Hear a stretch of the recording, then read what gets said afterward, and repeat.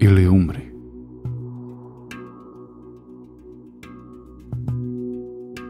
Povrh svega, pobrini se za sebe.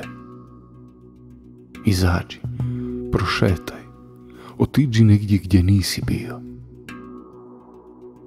Pojedi nešto što već dugo samom sebi braniš, a voda ti curi na usta samo kad pomisliš.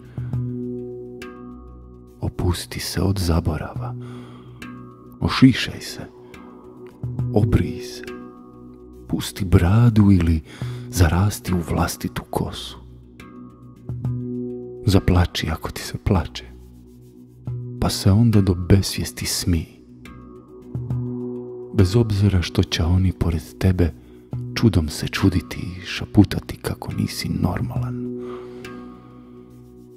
Nemoj da normalan budeš. Normalnost je zamka i početak tvog vlastitog kraja. Ukradi sve vrijeme koje možeš, da pročitaš neku knjigu, odslušaš stare ploče,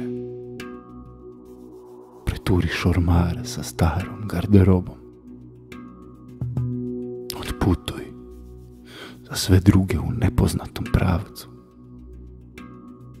Napij se, pjevaj, uradi sve ono što si predugo odgađao. Ne traži se u magli, izgubit ćeš se. Izbjegavaj plićake, nasukat ćeš se. I pobrini se za sebe. Samo tako ćeš moći i druge zagrliti.